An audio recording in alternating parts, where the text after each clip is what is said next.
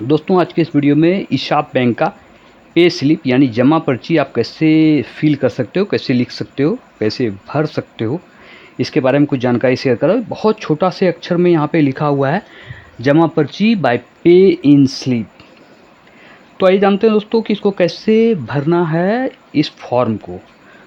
तो इसका पीछे साइड भी पलट के देख लेते हैं। पीछे साइड भी आपको कुछ लिखने का ऑप्शन दिया जा रहा है। तो सबसे पहले तो बिना टाइम पास किए ऊपर के फॉर्म को भरना शुरू करते हैं। फ्रंट पेज को सबसे ऊपर आपको यहाँ पे दिखेगा ब्रांच लिखा हुआ। तो दोस्तों मैं दुमका से हूँ, तो मेरा सिटी ब्रांच भी दुमका है, तो मैं दुमका ही लिख रहा हूँ। इसके जस्ट नीचे आपको दिखेगा, यहाँ राइट साइड में आपको दिखेगा डेट लिखा हुआ। यहाँ पे आपको डेट भर देना है। 23/7/2022 को मैं वीडियो रिकॉर्ड कर रहा हूँ, तो मैं आज का ही डेट डाल देता हूँ। इसके जस्ट नीचे आपको दिखेगा दोस्तों नेम, फुल नेम यहाँ पे लिखा हुआ रहेगा। तो जिसके भी नाम से अकाउंट है उसका ही नाम, यानी जिसका नाम अकाउंट में छपा हुआ है उसका ही नाम आपको डालना।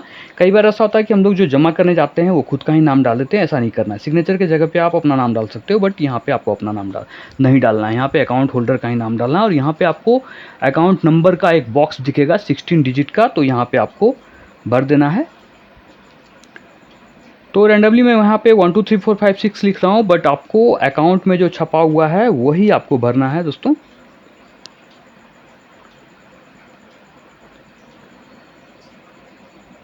अब आते हैं ये राइट साइड, यहाँ पे आपको दिखेगा 2500 150 20 10 और अदर और कॉइन।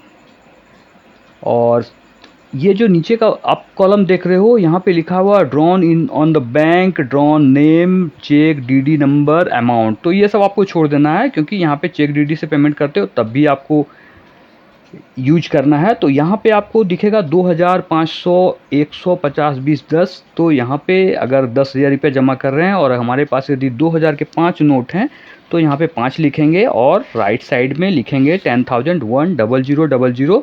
और इसके जस्ट नीचे भी यहाँ पे टोटल अमाउंट यहाँ पे लिखने का जगह है, यहाँ पे भी लिखना है हमें 10000 10,000 और जीरो के बाद हमें हैफन लगा देना ताकि अमाउंट ना बढ़ाया जा सके। और इसके जस्ट नीचे आपको दिखेगा अधिकृत हस्ताक्षर, बट आपको ऑथराइज सिग्नेचर यहाँ पे नहीं करना है। ऑथराइज सिग्नेचर का जगह है ये बैंक वाले करेंगे। और यहाँ पे दिखेगा आपको सिग्नेचर ऑफ द डिपोजिटर और हिंदी में जमाकर्ता का सिग्नेचर। तो यहाँ पे आपको जमाकर्ता का सिग्नेचर करना है। कोई भी जो भी लोग जमा करने गए वो खुद का ही साइन कर देंगे। और यहाँ पे आपको एक बार फिर से लिखना है शब्दों में रुपया को। तो यहाँ पे 10,000 में लिख रहा हूँ। स्पेलिंग का दोस्तों आपको ध्यान देना है, और अगर आप इंग्लिश में नहीं लिख पा रहे हो या फिर कुछ कन्फ्यूजन है तो आप हिंदी में लिखो, इंग्लिश में लिखने की बाध्यता नहीं है। और यहाँ पे आपको दिखेगा, ये आप देख पा रहे हो राइट साइड में, चूँकि बहुत छोटा छोटा लिखा हुआ था, यहाँ पे आपको फ़ोन नंबर डालना है दोस्तों। तो मैं यहाँ पे डाल रहा हूँ अपना खुद का ही फ़ोन नंबर, आप अपना खुद का नंबर डाल देना। फॉर्म भी थोड़ा प्रिंटिंग बहुत अच्छा नहीं है, इसकी वजह से अच्छा से नहीं दिख पा रहा है, बट मैं प्रयास कर रहा हूँ कि आपको समझ में आ जाए। यहाँ पे आपको पेन नंबर डालना है, बट पेन नंबर डालने की बाध्यता नहीं रहती है।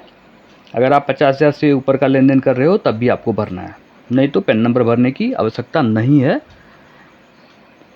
ये हो गया। अब हमें आना है अपने साइड, यानी ये जो रसीद हमें मिल जाएगा यहाँ से फाड़ के, तो सबसे ऊपर में बैंक ब्रांच, यहाँ पे आपको अपना सिटी ब्रांच लिख देना है। यहाँ पे मैं दुमका ही लिख रहा हूँ। इसके जस्ट नीचे डेट भरना है आपको, मैं यहाँ पे डेट भर रहा हूँ। इसके नीचे फुल नेम लिखा हुआ मिलेगा आपको, पूरा नाम फुल नेम। तो मैं अपना नाम लिख रहा हूँ, सुनील कुमार मेरा नाम होगा दोस्तों। अगर चैनल को अब तक सब्सक्राइब नहीं किया तो भाई सब्सक्राइब कर लो, अभी सब्सक्राइब फ्री है। हो सकता है आगे चल के सब्सक्रिप्शन का भी पैसा लगे, बट अभी तो फ्री है, तो भाई सब्सक्राइब कर लो। इसके जस्ट नीचे आपको अकाउंट नंबर डालना है।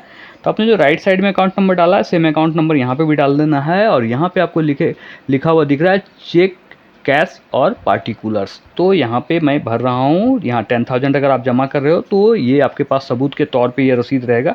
तो यहाँ पे आपको 2000 × 5 करना है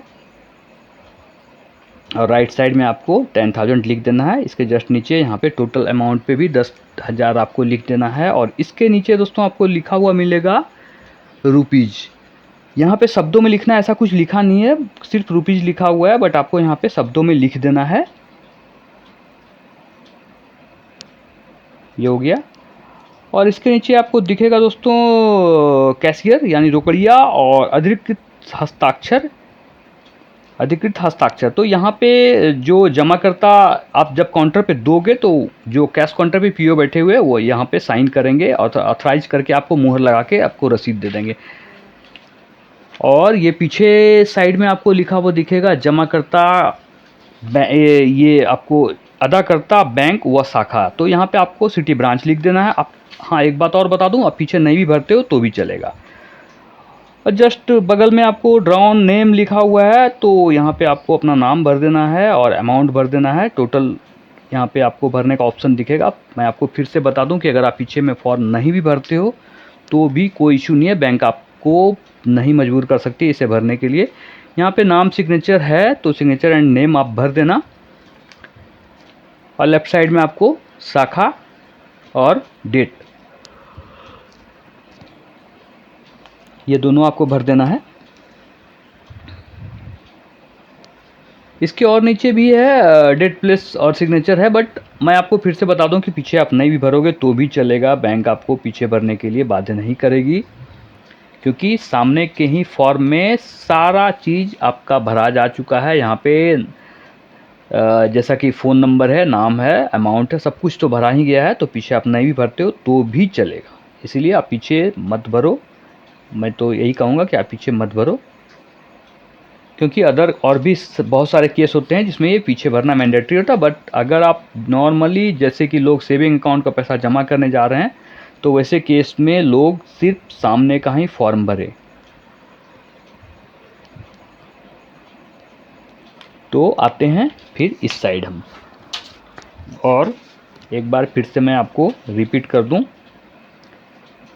तो ये देख लो।